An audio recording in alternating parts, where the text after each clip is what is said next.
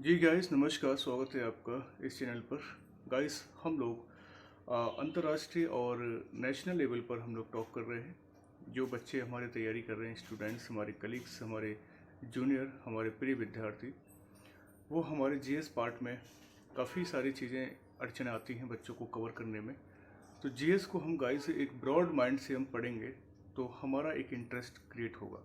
हम जितना जीएस के बारे में सोचेंगे उतना हमारा एक लेवल आगे बढ़ता रहेगा। इसलिए जीएस को आप स्ट्रेस के तौर से ना, एक इंटरेस्ट के तौर पर सीखें गाइस, ठीक है। जीएस छोटा सा भी हो सकता है, जीएस बड़ा सब्जेक्ट भी हो सकता है। हमारे ऊपर डिपेंड करता है कि हम जीएस को कितना हल्के में ले रहे हैं, कितना सीरियस लेते हैं। जीएस ही हमारा एक सोशल लाइफ है, एक पॉलिटिकल लाइफ है, एक रिलीजियस लाइफ है, एक इकोनॉमिक लाइफ है। बिना जीएस के हमारा काम नहीं चल पाएगा। इसलिए जीएस को ऐसे पढ़ें जैसे दुनिया किस तरह से अपने आप में लेती है। जैसे कि नेता लोग हैं हमारे, है ना, कई सारे हमारे अभिनेता लोग हैं, कई सारे हमारे कुछ लोग ऐसे हैं जो पूरे टैलेंट के साथ जीएस को रिप्रेजेंट करते हैं। Teacher, professors and many leaders, है ना, मैनी प्रोफेसर्स। कई यूनिवर्सिटीज़, कई बड़े बड़े बड़े विदेशियों की यूनिवर्सिटीज़, वहाँ ह्यूमैनिटीज़ पढ़ाया जाता है, सोशल ह्यूमैनिटीज़ पढ़ाया जाता है। तो वो सारी चीज़ें हमारी जीएस में ही आती हैं। और जीएस सब्जेक्ट जो है ब्यूरोक्रेसी एग्ज़ाम्स के लिए भी काफ़ी एक हेल्पफुल सब्जेक्ट है, क्योंकि सब कुछ जीएस ही रहता है गाइस।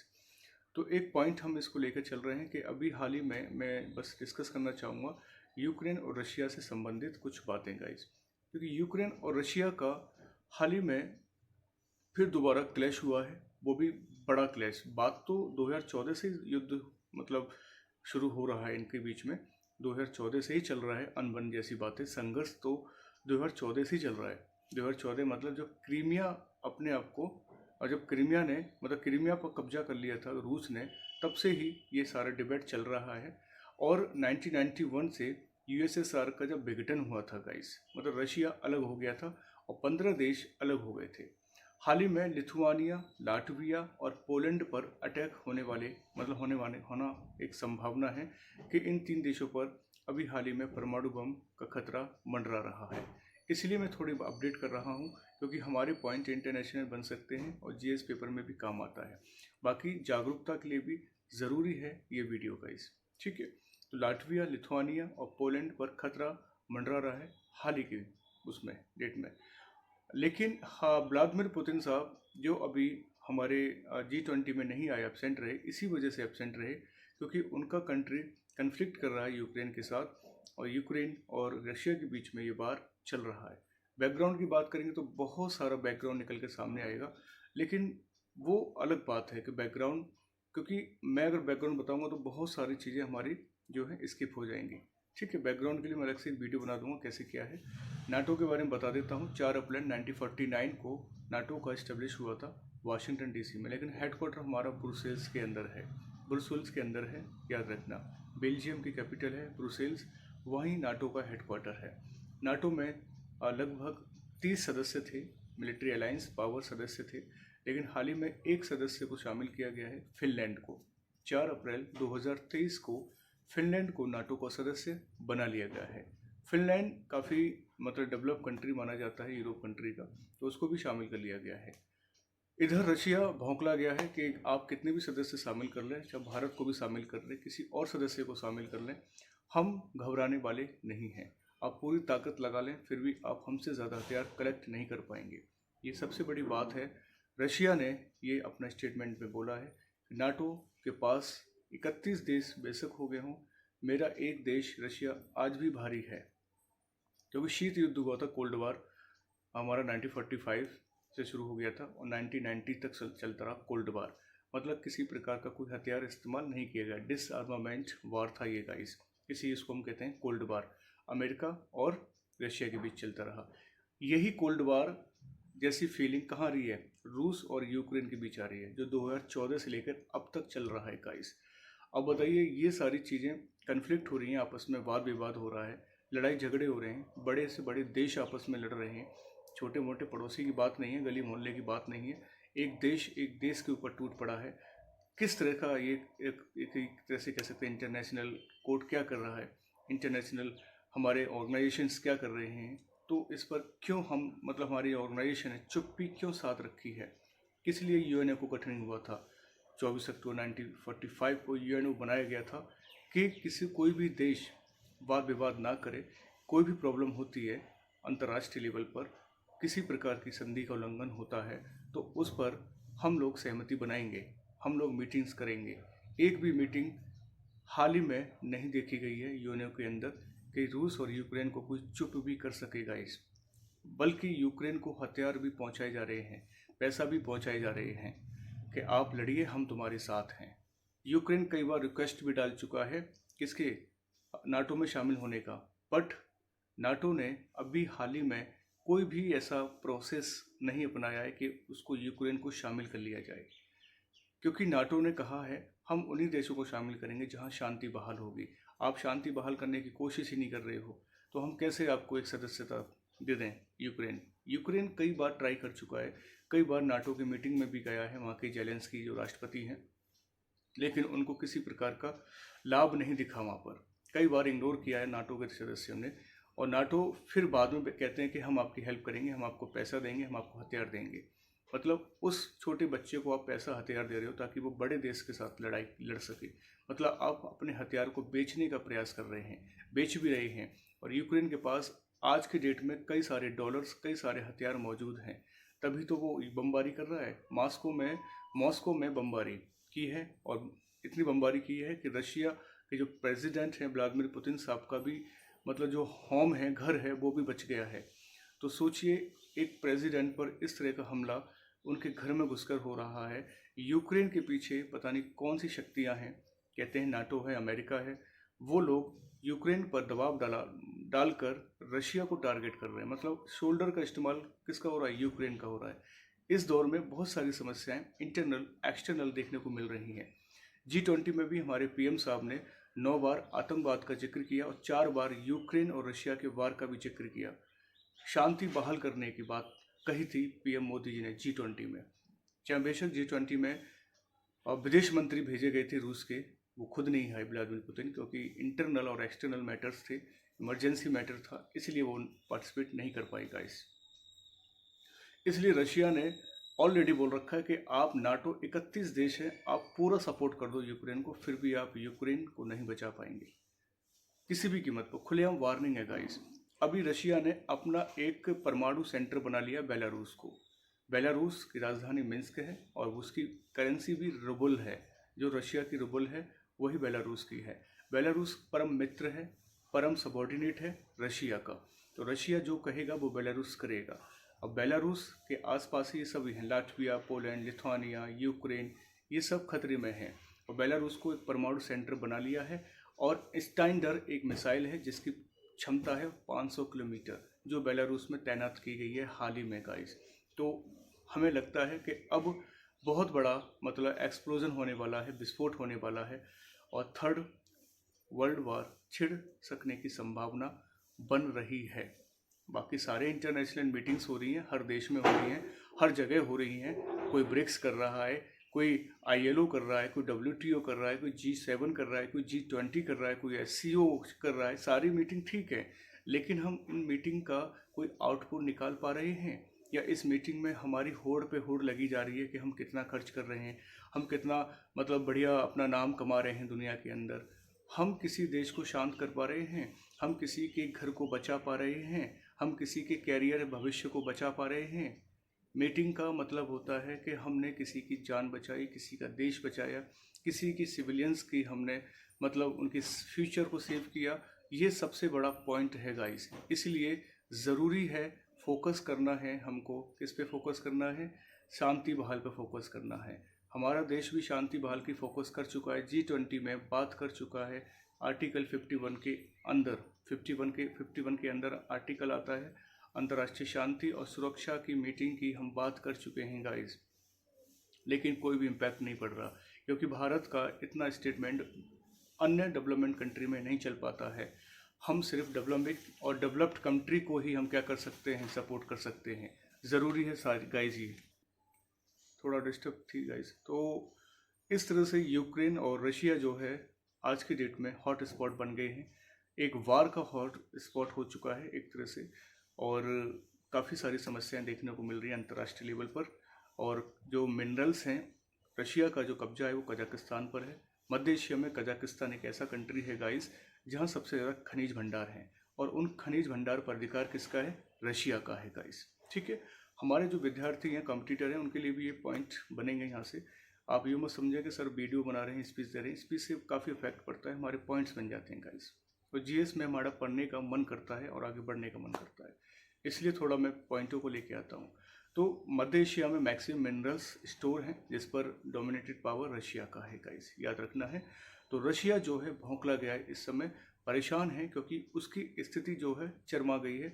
कई सारे मतलब लगभग 42,000 सेना बेलारूस में तैनात कर दी गई है, और यूक्रेन की तरफ सारी की सारी बैलिस्टिक मिसाइल जो भी हैं, स्टैंडर्ड जो मिसाइल है जिसकी ये कैपेसिटी है 500 किलोमीटर के दायरा है, उसको टारगेट कर रहा है रशिया। अब बताइए, इस तरह की हरकतें हमारे इंटरनेशनल मैटर्स, और रशिया ऑलरेडी यूएनओ पावर है, उसके पास एक परमानेंट मेंबर है, फिर भी उसको कोई नहीं रोक पा रहा है। हम मानते हैं यूक्रेन को एक बच्चा है, उसको हथियार पकड़ा कर बोल रहे हैं मार इसको, तो ऑब्वियसली ये कहाँ का न्याय है एक तरह से गाइस। तो उसके साथ तो अन्याय हो रहा है, बड़े देश उसको बचा नहीं रहे, नाटो में शामिल उसको कर नहीं रहे, कोई पावर उनको नहीं दी जा रही है, बस उसको पैसा और हथियार प्रोवाइड कराया जा रहा है ताकि इंटरनेशनल शांति भंग हो जाए और तीसरा विश्व युद्ध छिड़ जाए। इसे कहते हैं जियोपॉलिटिक्स।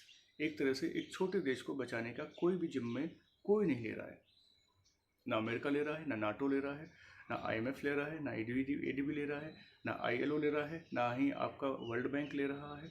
कोई भी किसी प्रकार का ऑर्गेनाइजेशन उसका कोई सपोर्ट नहीं कर रहा है, बशर्ते उसको और पुशअप किया जा रहा है कि आप बढ़ो आगे, हम तुम्हारे पीछे हैं। तो इस तरह से उसका भी नुकसान है, कई हज़ार लाख सिविलियन मारे गए। यूरोप का सबसे लग्जरी कंट्री यूक्रेन था, जो आज कब्रिस्तान बना दिया गया है। तो बहुत सारे पॉइंट्स करने को हैं। बाकी रशिया अपने आप को मेंटेन करके बार बार ताबड़तोड़ हमले यूक्रेन पे भी हो रहे हैं, और यूक्रेन भी ताबड़तोड़ हमले किस पे कर रहा है? रशिया पे कर रहा है। तो इसका इन्फ्लुएंस कहाँ दिख रहा है? इंटरनेशनल मार्केट पर, इंटरनेशनल स्टॉक एक्सचेंज और इंटरनेशनल जो भी हमारा ट्रेडिंग हो रहा है, बिजनेस हो रहा है, उस पर सबसे ज़्यादा फ़र्क पड़ रहा है। वो तो हमारे रशिया के साथ रिलेशन अच्छे हैं ना, हमारे यहाँ भी तेल और गैस, मिनरल्स और भी सारी चीज़ें महंगी हो जाती, वो तो हमने रशिया से सपोर्ट कर रखा है और स्टोर में रिजर्व कर रखा है, हर चीज़ भंडार कर लिया है हमने, पहले ही खरीद कर रख लिया है। अब हम देखिए, पेट्रोल हमारे यहाँ पर लगभग भारत में जो कहीं कहीं 96 चल रहा है, कहीं कहीं 100 भी चल रहा है, तो बस इतना ही चल रहा है। बाकी सीएनजी के प्लांट तो हमने ऑलरेडी बना रखे हैं घर जगह जगह पर, जैसे कि एनसीआर में सीएनजी प्लांट है, आप यूपी ईस्ट है वहाँ सीएनजी प्लांट नहीं है, तो वहाँ पर क्या सीएनजी महंगी है, जहाँ प्लांट है वहाँ पर सीएनजी अच्छी है। गीले कूड़े से आपकी सीएनजी तैयार की जाती है, इसलिए गीला कूड़ा और सूखा कूड़ा अलग अलग लिया जाता है। तो कुछ चीज़ें हम लोग तैयार कर रहे हैं, सीएनजी पीएनजी हम बना भी रहे हैं, लेकिन हम बशर्ते डिपेंड किस पर हैं? गैसेस पर, मिनरल्स पर, ऑयल्स पर। ये तो हमें डिपेंड रहना ही पड़ेगा हमेशा फॉरएवर, क्योंकि हमारी लैंड इस लायक नहीं है कि गैसेस और ऑयल हम लोग यहाँ प्रोड्यूस कर पाएंगे। हम वेनेजुएला, यूएई, रशिया ऐसे देश, इराक, ईरान जैसे देशों पर हम लोग डिपेंड रहेंगे फॉरएवर, फ्यूचर में भी डिपेंड रहेंगे। इसलिए हमको तो बना के रखना ही पड़ेगा, क्योंकि हम लोग बहुत बड़ी जनसंख्या वाला एक देश है भारत देश। ठीक है, 142.86 करोड़ तो पॉपुलेशन है हमारे देश की ऑफिशियल, जिनके पास डॉक्यूमेंट है, और जो शेल्टर्स रिफ्यूजीज़ हैं अगर उनको हम काउंट करेंगे तो लगभग आपका 170 करोड़ प्लस बैठ जाएगा, इतनी जनसंख्या है। अब तो पीओके और बलूचिस्तान भी इंडिया में शामिल हो जाएगा, तो सोचो 200 करोड़ पार हो जाएगी गाइस। तो जनसंख्या तो विस्फोट होने वाला है, और आने वाला सुपर पावर इंडिया होगा या नहीं होगा भारत देश, वो हमारी एजेंसी तैयार मतलब सरकार बताएगी कि हम सुपर पावर बन पाएंगे नहीं बन पाएंगे।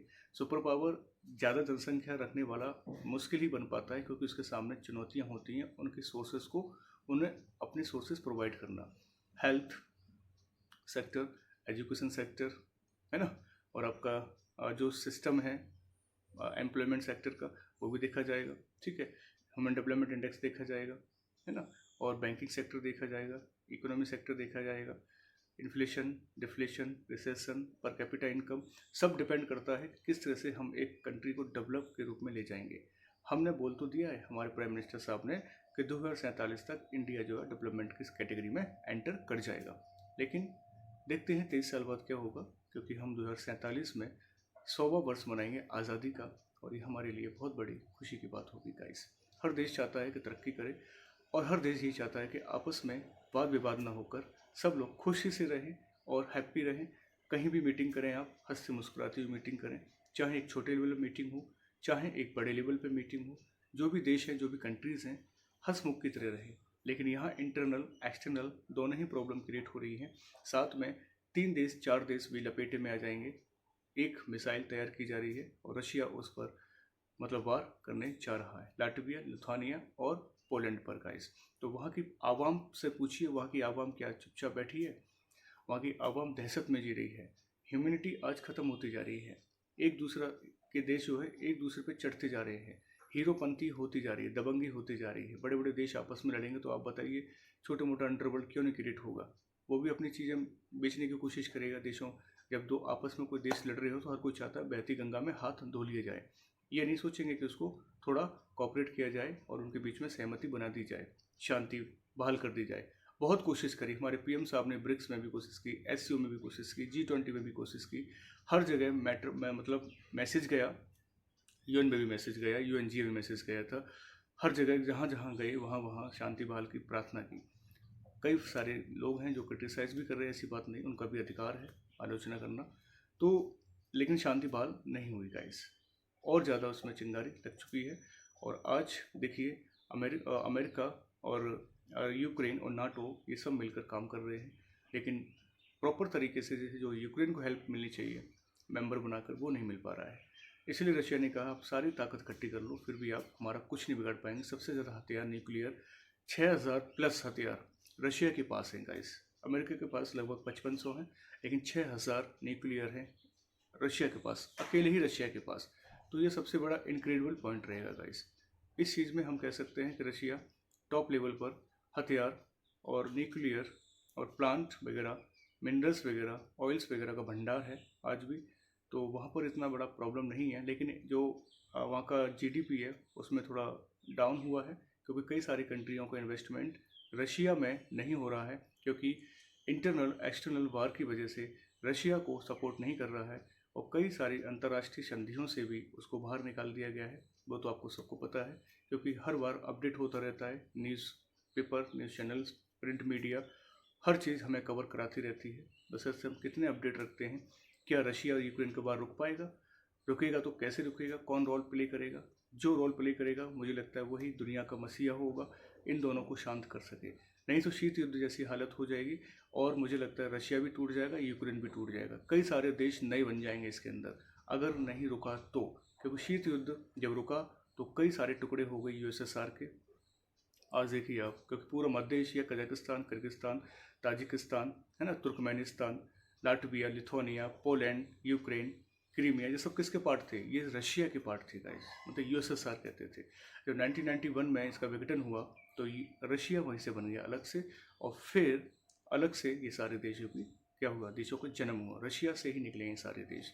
इसलिए रशिया क्रीमिया को लेकर भी सब वो था, इसलिए उसने 2014 को क्रीमिया को भी अडोप्ट कर लिया था। इसलिए यूक्रेन थोड़ा प्रॉब्लम में था कि ये तो हमारे भी कंट्री को अडोप्ट कर लेगा, इसलिए बॉन्साक जैसे कंट्री वो जो वहाँ पर स्थान थे वो उसको भी कैप्चर किया, और छोटे मोटे जगहों को भी 2 देशों को कैप्चर कर लिया है रशिया ने। तो यूक्रेन जो है सोच रहा है कि यूक्रेन मुझे सारा मतलब अगर अडोप्ट कर लेगा तो फिर मेरा भी अस्तित्व खत्म हो जाएगा। ठीक है, तो बहुत सारे पॉइंट्स हैं हमारे, आंतरिक और बाहरी पॉइंट हैं। तो मैंने बस एक अपडेशन दिया है गाइस, आप ज़रूर देखा करें, चीज़ों को समझा करें, आपके लिए ही सब कुछ, दुनिया में सारी नॉलेज है, भंडार हैं, किताबें लिखी गई हैं आपके लिए ही, चैनल्स बनाए जा रहे हैं आपके लिए ही है। कोई भी बीच में मैं कोई कमेंट्री नहीं करता किसी प्रकार का, ना ही टाइम ख़राब करता हूँ। सीक्वेंस वाइज मैं आपको बता देता हूँ क्या हो रहा है, क्या चल रहा है, वो सारी चीज़ें हमको ऑब्जर्व करनी है गाइस, ठीक है। यूक्रेन की कैपिटल कीव है, याद रखना। यूक्रेन के राष्ट्रपति जेलेंस्की है। व्लादिमीर पुतिन रशिया के राष्ट्रपति हैं, और वहाँ के जो करेंसी है वो है आपकी रूबल है। रशिया की जो कैपिटल है वो मॉस्को है, ठीक है। रशिया एशिया में भी आता है, आधा यूरोप में भी आता है। यूक्रेन प्रॉपर तरीके से यूरोप का है, याद रखना। पहले अफ्री यूरोशिया था, जब उसमें विस्फोट हुआ तो अफ्रीका अलग हो गया, यूरोप अलग हो गया, एशिया अलग हो गया गाइस। क्योंकि अंगारा लैंड पहले पेंजिया था, विस्फोट हुआ तो अंगारा लैंड बना, गोंडवाना लैंड बना, फिर अंगारा लैंड में विस्फोट हुआ तो नॉर्थ अमेरिका, यूरोप और ये एशिया क्रिएट हो गया। गोंडवाना में क्या हुआ, आपका south America, Africa, Australia, Antarctica जैसे कॉन्टिनेंट मतलब विस्फोट से क्रिएट हुआ। मतलब दुनिया में विस्फोट, जो पृथ्वी पे जो सब कुछ हुआ, ब्रह्मांड जो बना वो सब विस्फोट से ही बना हुआ है। ठीक है, सब कुछ विस्फोट ही विस्फोट होता रहा। ये विस्फोट हुआ, फिर और विस्फोट हुआ, लाखों वर्ष बाद फिर विस्फोट हुआ, लाखों वर्ष बाद फिर विस्फोट हुआ, और आज भी विस्फोट वो चल रहे हैं। विस्फोट, अर्थक्वेक मतलब ज्वालामुखी और भूकंप की वजह से ही दुनिया चल रही है। दुनिया में कई सारी नई नई चीज़ें देखने को मिलती हैं भूकंप और ज्वालामुखी की वजह से गाइस। तो ऐसे ही कंटिनेंट का डेवलप हुआ है, ऐसे ही देश बने हैं, ऐसी धरती बनी है। कहीं धरती हमारी उबड़ खाबड़ है, कहीं धरती हमारी ठीक ठाक है। तो ये सारी चीज़ें हैं, नेचुरल डिजास्टर की वजह से ही पूरी दुनिया आज जी रही है। ठीक है गाइस, तो ये सारे यूक्रेन और ये रशिया का वार है। मैं तो बस प्रार्थना करता हूँ गॉड अल्लाह से कि सब लोग सही सलामत रहें। हमारी आवाम, हमारी जो पॉपुलेशन है, जो आपस में कन्फ्लिक्ट है, वो शांति का प्रचार करें, प्रोपगेशन करें। इससे क्या है, मानव कल्याण होगा। दुनिया में सब एक हैं और एकता बनाए रखें। कोई जाति नहीं होती, कोई धर्म नहीं होता, इंसानियत बनाए रखें। इसमें हम सबका कल्याण है गाइस। ठीक है, तो यहाँ तक के लिए बस मैं इतना ही कहूँगा। आप खुश रहें, ठीक है गाइस, और पढ़ाई कंटिन्यू करते रहिएगा। ज़रूरी है स्टडी हमारे लिए। स्टडी अच्छी होती होगी तो मुझे लगता है कि हम अपने मुकाम प्राप्त कर लेंगे। स्टडी जहाँ थोड़ा बहुत पॉइंट हमारे नहीं हो पाते हैं तो वहाँ समस्याएं क्रिएट हो जाती हैं। वह हमारा जो ब्रेन है वो डेवलप नहीं हो पाता है, वो थिंक नहीं कर पाता, आइडिया नहीं लगा पाता।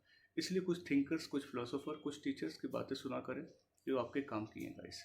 ठीक है, चाहे नेशनल इश्यू हो, चाहे इंटरनेशनल हो, चाहे लोकल इश्यू हो, जो चीज़ें आपको अच्छी लगती हैं उसे आप पढ़ा करें, इंटरेस्ट क्रिएट करें अंदर से, तो ऑटोमेटिक आप सब कुछ समझ जाएंगे। ये पॉइंट्स एक, आप इस पॉइंट को हम लोग सिविल सर्विसेज में लिख सकते हैं, पीएससी में लिख सकते हैं, और एक्स्ट्रा जो वनडे एग्जाम्स में उसमें लिख सकते हैं।